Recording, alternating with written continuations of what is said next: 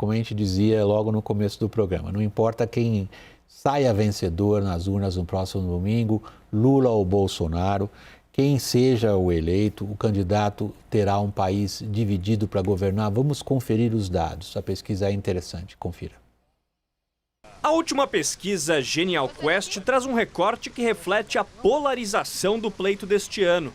37% dos eleitores de Jair Bolsonaro acreditam que o voto em Lula é inaceitável. 61% dizem que o voto no petista é um direito.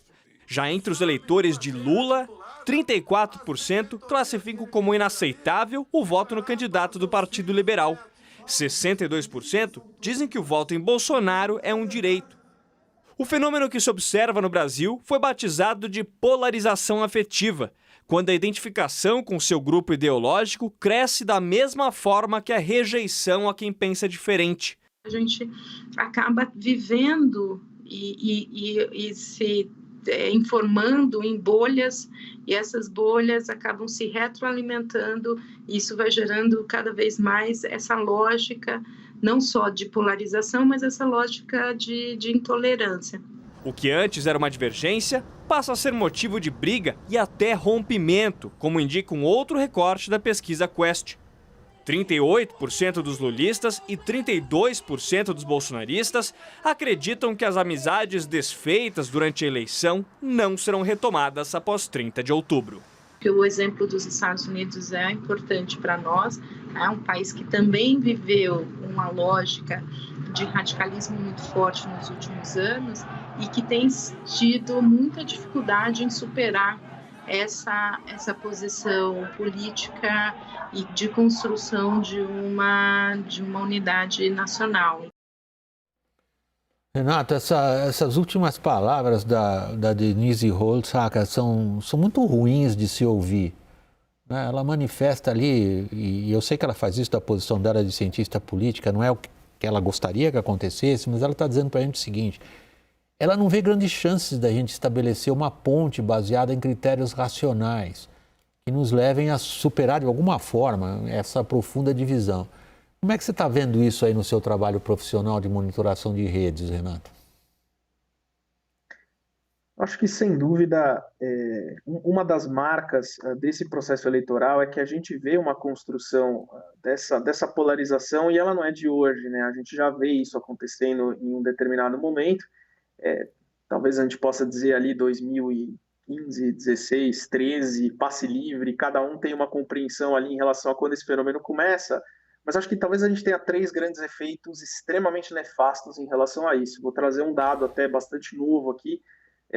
O primeiro deles é que, se a gente pegar as 500 notícias mais lidas sobre a eleição em 2022, as falsas foram 6 vezes mais compartilhadas do que as verdadeiras. Então, acho que esse talvez já seja um fenômeno extremamente danoso e complexo que veio e vai ficar no debate eleitoral. Um segundo fato é que talvez a gente não veja isso só no debate eleitoral. Parece que esse populismo digital ele acabou com a diferença entre governo e campanha, né? A gente agora talvez viva em campanhas eternas mesmo depois que a gente termine um processo eleitoral.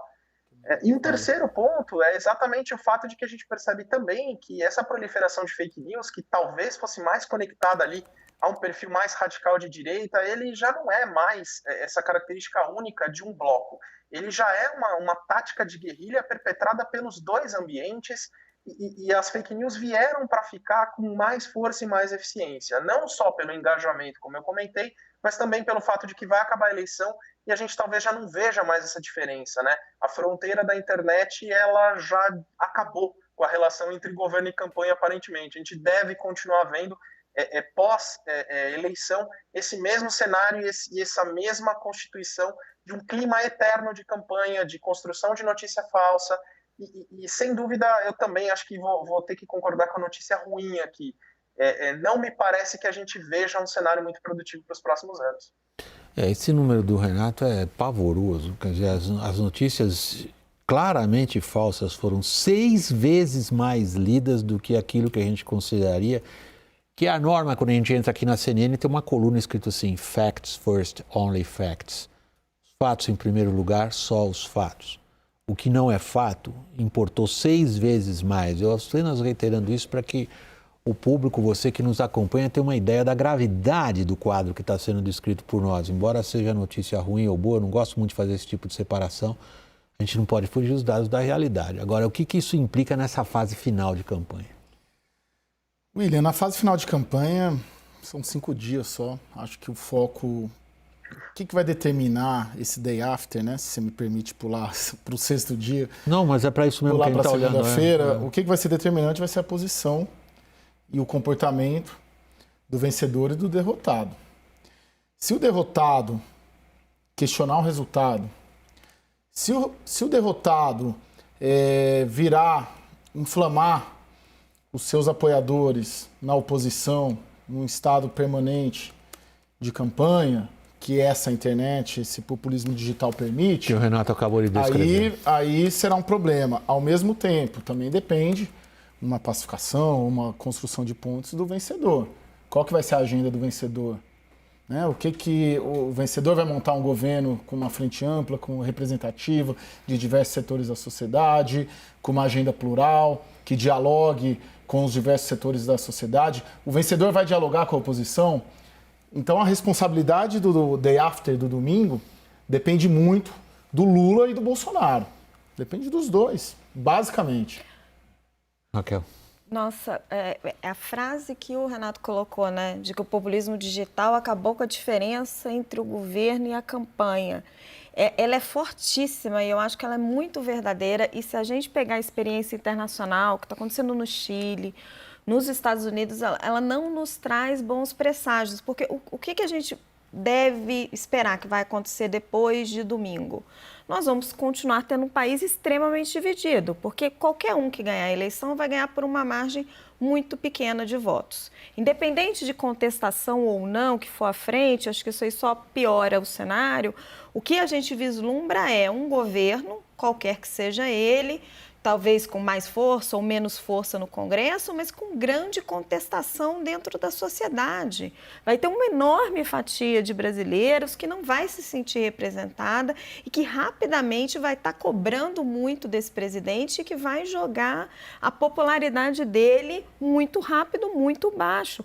Muito baixo. É isso que está acontecendo nos Estados Unidos. Sim. Rapidinho, é isso que está acontecendo no Chile. E um governo em estado de campanha, a gente assistiu isso um pouco no governo Bolsonaro, é um governo que tem muita dificuldade de formar maiorias e de governar. Como é que um governo em estado de campanha pode fazer as reformas que o Brasil precisa? E ele precisa de várias. A gente está numa situação muito difícil. É muito preocupante. Caio, depois eu tenho uma pergunta para o Renato. Não, só ia colocar aqui, por isso que o vencedor vai ter um papel importante, né? A forma como ele vai conduzir, a agenda, a forma como ele vai dialogar ou tentar dialogar com a oposição, a forma como ele vai montar... Mas você enxerga o vencido disposto a conversar? Eu não vejo. Não sabemos, né? Primeiro tem que ver... Qualquer um dos dois quem vai estiver vencido. Não consigo imaginar, Sim. infelizmente. Espera aí, tem um ponto fundamental que vocês estão abordando, que é o que eu quero agora submeter ao Renato. Renato, tanto o Caio quanto a Raquel elaboraram imediatamente cenários daqui a algumas horas, daqui a menos de uma semana. E a Raquel elaborou um pouquinho mais adiante e disse assim, a governabilidade está em xeque no fundo, em função dos resultados e, como o Caio diz, em função da maneira como os dois contendores aceitam resultados. Agora, se a gente traz para cá exemplos recentes, que foram citados aqui várias vezes na mesa, Estados Unidos, Chile, eu acrescentaria um pouco a Espanha e um pouco o ambiente na Itália, agora das últimas eleições sobretudo. Você detecta nas redes, Renato, eventualmente, eu estou pondo aqui meus óculos cor-de-rosa, tá? Quero ver uma coisa um pouco melhor para frente, não isso que nós estamos claramente aqui descrevendo. Você detecta nas redes eventualmente um ambiente que seria de uma forma ou de outra, de uma fresta, uma porta, uma janela aberta para algum tipo de entendimento, ou o que se espera é o que aconteceu nos Estados Unidos. Nos Estados Unidos é um país que está se descosturando, na verdade, em dois grandes blocos que não são capazes sequer de dialogar um com o outro.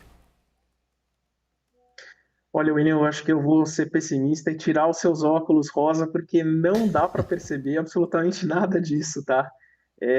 Acho que, primeiro, também muito por conta do ritmo que a eleição e da construção narrativa que a eleição tomou. De novo, por trazer um embate extremamente perigoso do ponto de vista sociológico, eu diria, de transformar os blocos eleitorais em blocos morais, em blocos de uma proposta moral para o Brasil. Isso é extremamente danoso, isso gera mais radicalidade. É uma eleição que só falou de 2022, 2021, 2020, 2019, não falou de 2023. A gente ainda não sabe o que vai acontecer em 2023, o que se constrói para o Brasil do futuro, porque é uma eleição que só fala do presente, né? Dá a impressão de que quem ganha governa no dia seguinte.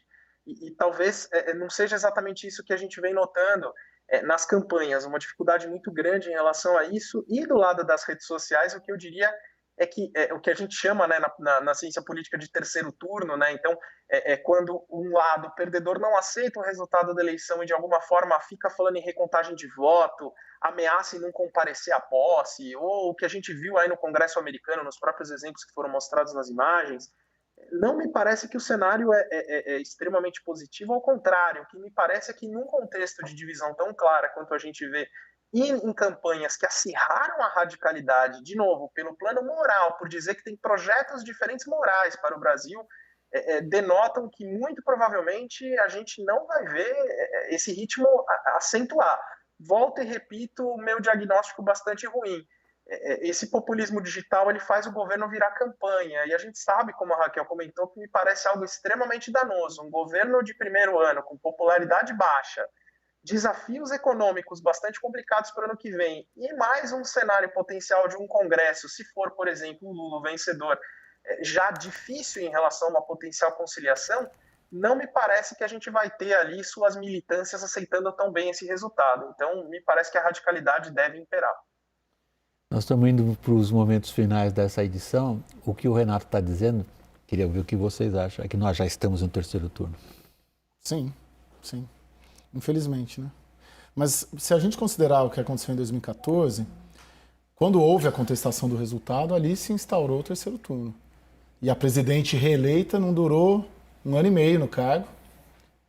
E aí depois aconteceu, misturou com Lava Jato, veio o governo do vice, veio a eleição do Bolsonaro.